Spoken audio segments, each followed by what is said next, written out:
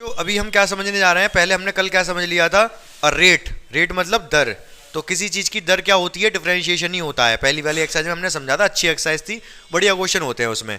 दूसरी वाली एक्सरसाइज में क्या है, वर्धमान ह्रासमान, इंक्रीजिंग डिक्रीजिंग फंक्शन। बहुत आसान सी चीज है। जैसे अगर कोई फंक्शन है, कोई अगर फंक्शन है, ये बढ़ता जा रहा है तो ये वर्धमान है, वर्धमान फंक्शन है, इंक्रीजिंग फंक्शन है। और कोई यूं करके घटता जा, तो ये भी तो कह सकते हो घट भी तो रहा है ये। भाई मैं कह रहा हूं कि ये बढ़ रहा है, आप ये कह सकते हो घट भी तो रहा है, हैं? यस, अभी यस निकलवा दूंगा, यस। अरे इधर से जब इधर से पीछे से आगे की तरफ ही तो जाओगे भाई। नेगेटिव से पॉजिटिव या फिर जीरो से ले लो, जीरो से इधर जा रहे हो तो ऐसे जब इधर जा रहे हो तब देखोगे बढ़ रहा है कि घट रहा है। ठीक है, अब ये घट रहा है, ह्रासमान है ये। क्यों? इधर से इधर, जब इधर से इधर ही जाते हैं हम, डायरेक्शन यही तो होगी, तो इधर से इधर जाओगे तो ये घट रहा है। ठीक है, समझ रहे हो? तो ये ह्रासमान है, ये वर्धमान है। अगर क्या, कहाँ बढ़ा पड़ा है ये, यहाँ पे इतने से कह रहे होगे। अरे यार तो मान लो ये नहीं है, ऐसे मान लो, अब सही है। अगर ऐसे हो तो ना ये वर्धमान है ना ह्रासमान है, पहले बड़ा घटा, समझ गए यार? ठीक है, हाँ तो इतना ही समझना था, कंसेप्ट क्लास इतनी है इसमें। बाकी आप समझो कि अगर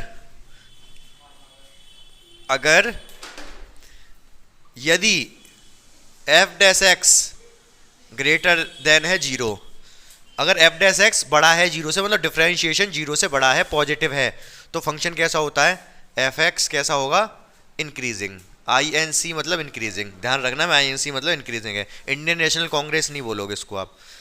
यदि एफ डैश एक्स जीरो से छोटा है तो एफ एक्स क्या है, अरे यार ये क्या लिख दिया मैंने, एफ एक्स होगा आपका डिक्रीजिंग, डी ई सी।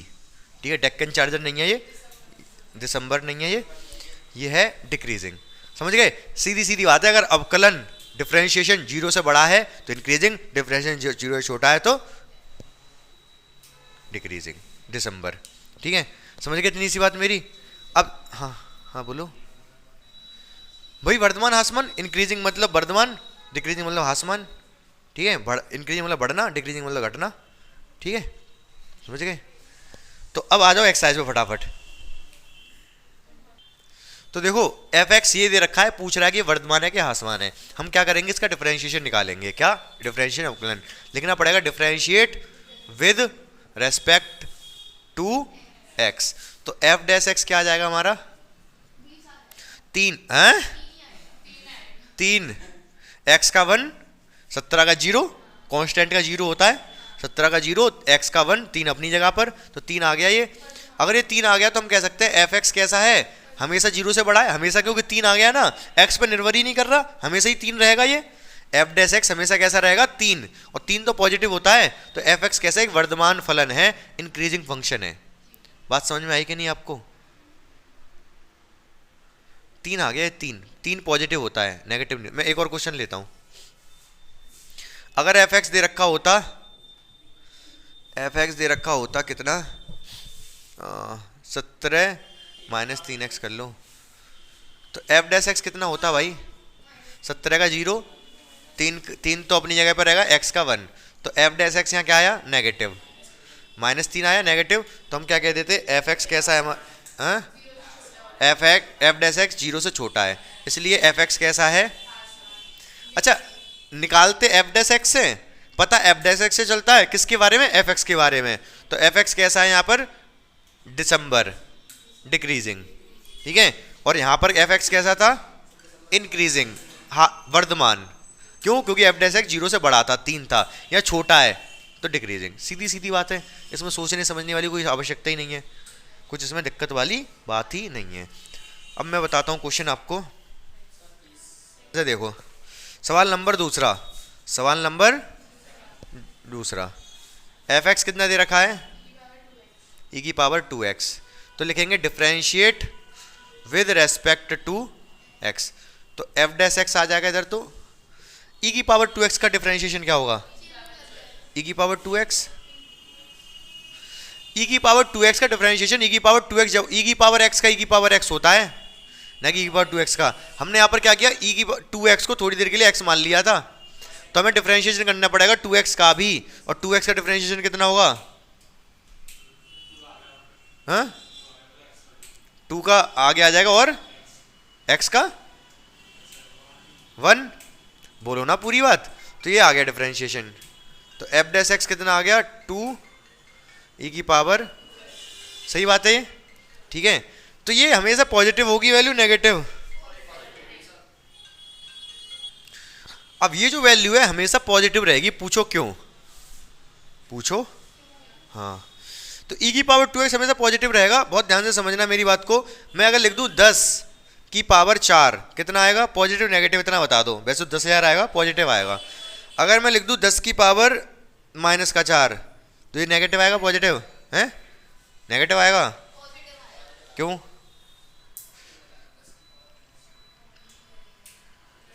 हैं नेगेटिव, अरे यार 10⁻⁻⁴ का मतलब 1/10⁻⁴, 10⁻⁻⁴ का मतलब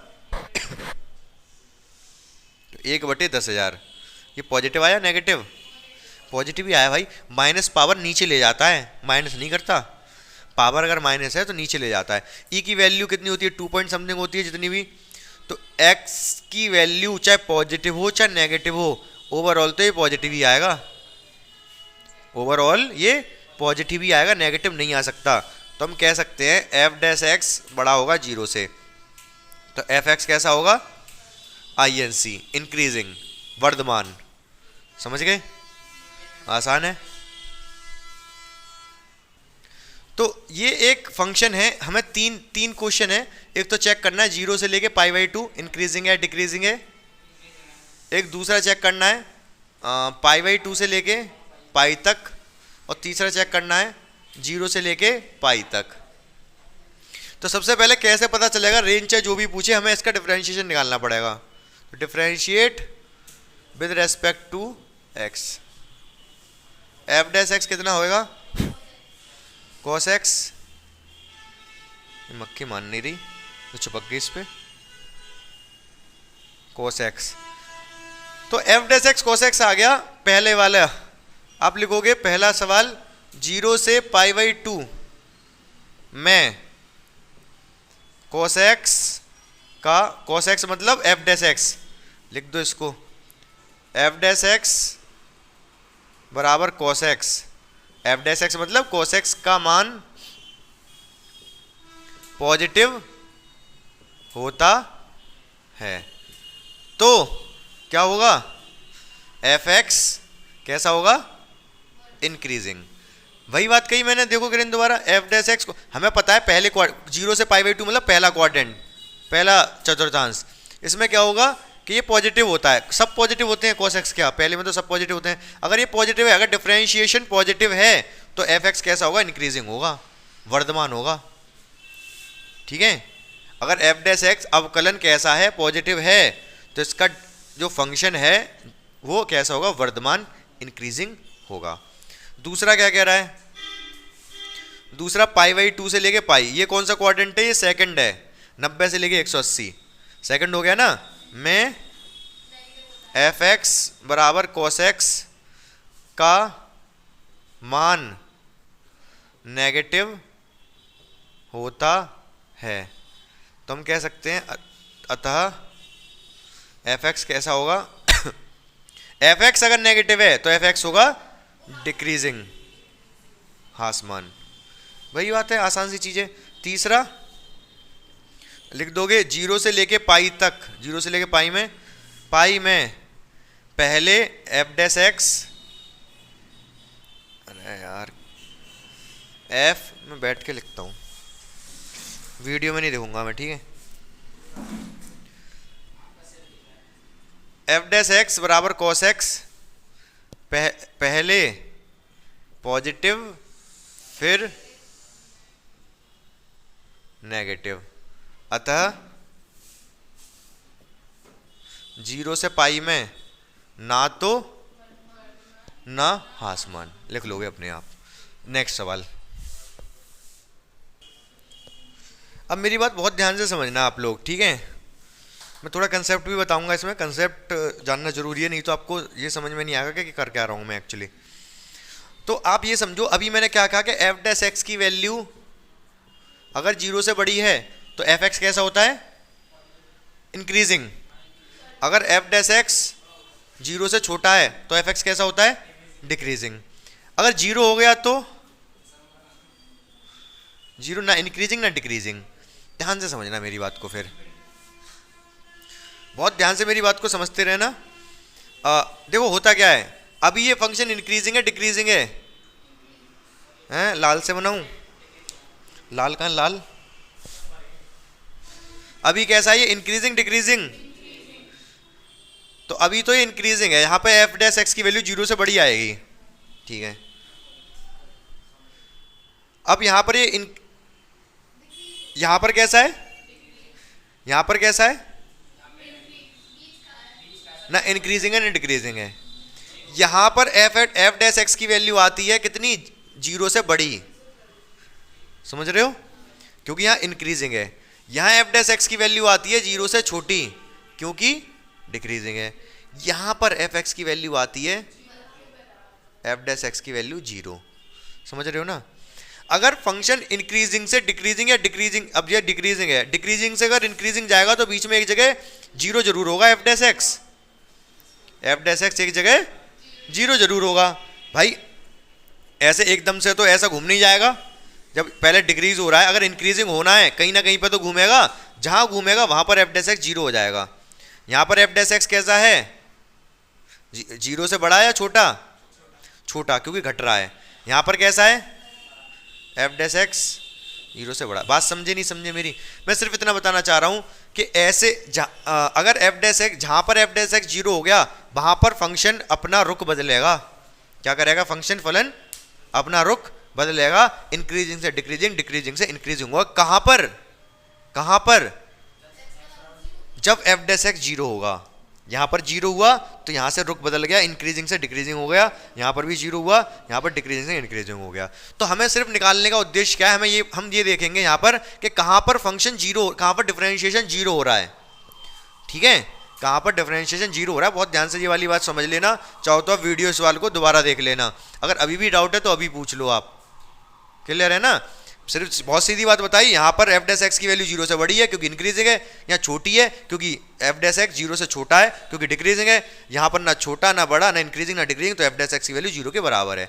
तो मैं यही वाले पॉइंट ढूंढने, ये वाले जहाँ पर रुख बदलेगा, ये अपना हवाओं का रुख बदल जाता है ना, आपकी किस्मत के ताला भी खुल सकता है कभी भी, अगर आप मेहनत करो। वो कौन सा पल, कौन सी ऐसी बात मेरी हो सकता है आपकी ज़िंदगी बदल दे। अरे बस समझ, हो सकता है एफ डैश एक्स 0 से बड़ी यही आपकी ज़िंदगी बदल दे, आपको अंबानी बना दे। मजाक नहीं कर रहा मैं, तो समझो आगे। इसको सबसे पहले क्या कर देंगे हम, डिफरेंशिएट विद रेस्पेक्ट टू 0 लिख रहा हूं मैं, एक्स। तो सोनम राठौर क्या हो जाएगा, एफ डैश एक्स, ये 3 आगे आएगा 6x², ये फिर 3 आगे आएगा 6x, ये तो 36। सही बात है, ठीक है भाई। डिफरेंशिएशन यही तो होता है, 3 आगे आएगा, 3 दूनी 6, पावर 1 कम हो जाएगी, 2 आगे आएगा, 3 दूनी 6, पावर 1 कम हो गई, यहाँ पर x का 1 हो गया, 36 ये रहा। कांस्टेंट अगर अकेला हो तो उसका 0, डिफरेंशिएशन हो गया ये। अब हम करेंगे एफ डैश एक्स को 0 के बराबर रखेंगे, यही तो मैंने कहा था, एफ डैश एक्स 0 कहाँ पर है ये चेक करेंगे। तो एफ डैश बराबर 0 रखने पर रख दो इसको, एफ डैश एक्स मतलब इसको 6x² माइनस 6x माइनस 36 बराबर 0, 6 कॉमन आ रहा है, x² माइनस x माइनस 6 बराबर 0, ये वाला 6 0 में चला जाएगा, ये आ गया। सही बात है, क्लियर है। इसको वो कर लो, फैक्टराइज, गुणनखंड कर लोगे। 6 लेके आना है, एक को ऐसे तोड़ना है कि 6 आ जाए, 3 दूनी 6, तो आप क्या लिखोगे इसको, माइनस के 3x प्लस के 2x माइनस का 6 बराबर 0। यहाँ से क्या कॉमन आ रहा है, x कॉमन है तो 1x बचेगा, x कॉमन गया तो 3 बचा, यहाँ से 2 कॉमन ले लोगे, 2 कॉमन गया तो x बचेगा, 6 में से 2 गया तो 3 बचेगा। तो फैक्टर क्या आ गए, x माइनस 3 और x माइनस x प्लस 2। समझ गए मेरी बात को। तो x की दो वैल्यू आ गई यहाँ से। एक तो x बराबर 3 आ गया, ये 2 उधर जाएगा तो x बराबर -2 आ गया। x की दो वैल्यू 3 और -2। और बहुत ध्यान से समझना मेरी बात को, ये है नंबर लाइन। क्या है ये? यहाँ पर यह कह सकते हो x एक्सिस है ये, ठीक है। दो वैल्यू है, एक तो x बराबर -2, ये 0 है तो 1 2, ये -2 हो गया, ठीक है। ये 3 है तो 1 2 3, ये 3 हो गया, सही है ना। बाकी पीछे चलता रहेगा, ये आगे इधर भी चलता रहेगा। अब बहुत ध्यान से समझो मेरी बात को, x बराबर 3 और y x बराबर -2 ये कब आए? जब मैंने f डैश x को 0 रखा। यही वो दोनों पॉइंट है जहां पर वो फंक्शन अपना रुख बदलेगा, जहां पर वो अपना रुख बदलेगा। तो -2 ये है और 3 ये है। अब हमें 3 जगह पता करना है, वैसे तो एक जगह पता कर लो, अपने आप पता चल जाएगा। अगर अभी फंक्शन इंक्रीज हो रहा है और रुख बदला तो डिक्रीज ही करेगा, अगर डिक्रीजिंग है वहां से रुख बदला तो इंक्रीज ही करेगा, समझ रहे हो ना। तो तीन अंतराल। अब जो आप पूछ रहे थे ना सोनम राठौर, अंतराल क्या होता है? एक अंतराल तो हो गया हमारे पास -∞ से लेके -2 तक, ये वाला। एक हो गया -2 से लेके 3 तक, और एक हो गया 3 से लेके इनफाइनाइट तक। ये 3 अंतराल हो गए। इन तीनों अंतराल में पता करना है किस में ये इंक्रीजिंग है, किस में ये डिक्रीजिंग है। कैसे पता करेंगे भाई? f डैश x ये रहा, ठीक है। f डैश x की वैल्यू पता कर लो कहीं पर, 0 पे पता कर लो, 0 पे, तो इसमें पता चल जाएगा इंक्रीजिंग या डिक्रीजिंग है।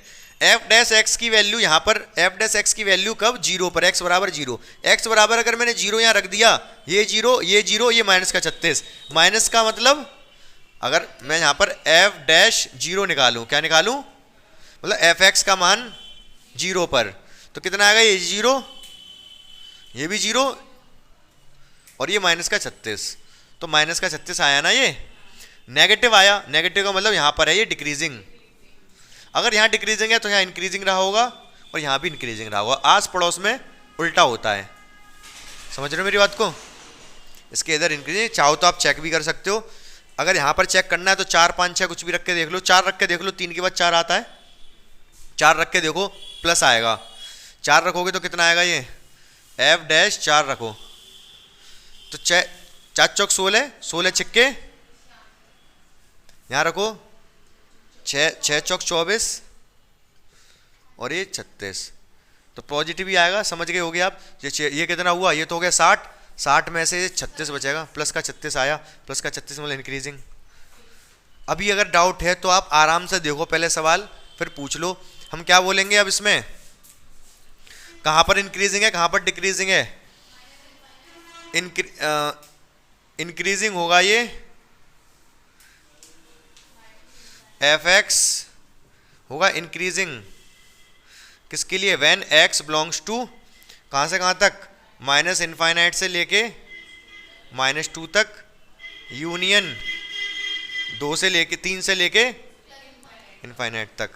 f(x) होगा डिक्रीजिंग कब? जब x बिलोंग करेगा किसको?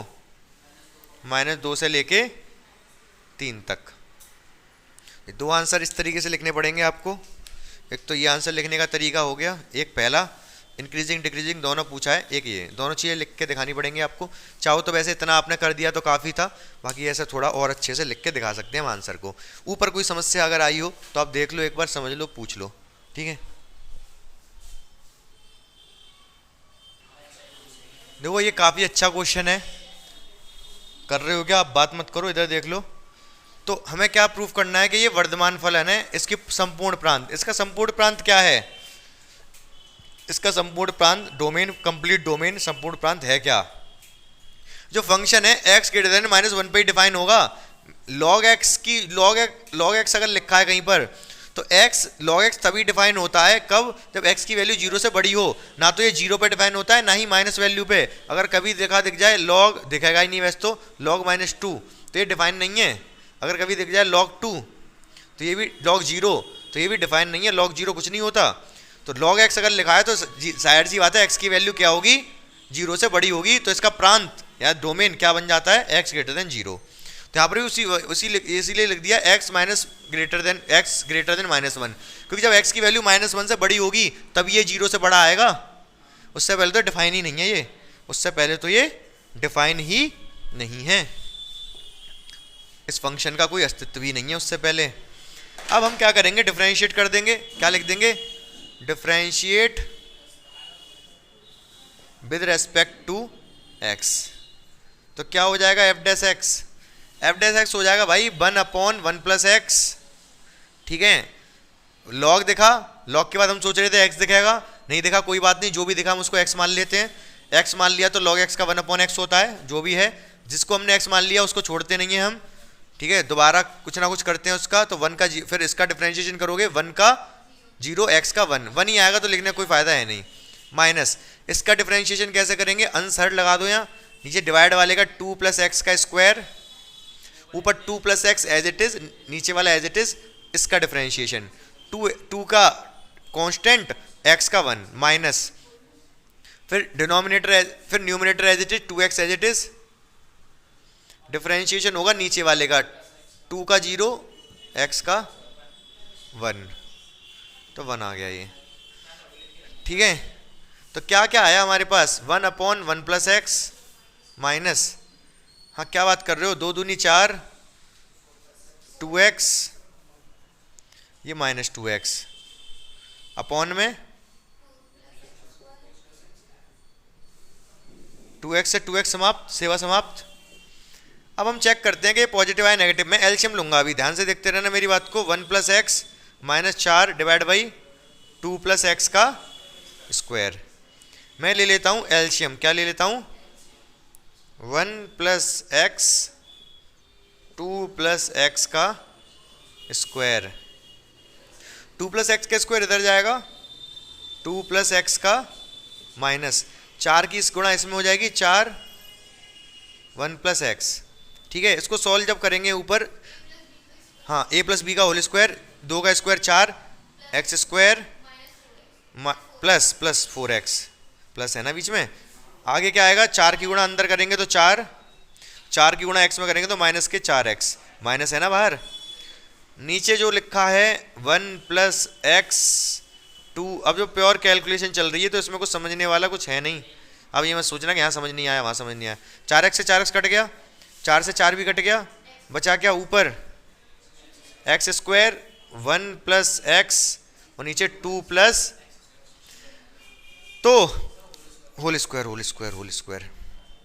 तो जो स्क्वायर होता है वो तो हमेशा पॉजिटिव ही होता है, जो स्क्वायर होता है वो तो हमेशा पॉजिटिव ही होता है। तो ये स्क्वायर वाला ये भी हमेशा पॉजिटिव होगा, ये स्क्वायर वाला ये भी हमेशा पॉजिटिव होगा। रह गई बात 1 + x की, रह गई बात, लेकिन x ग्रेटर देन -1 के लिए x + 1 भी पॉजिटिव ही होगा।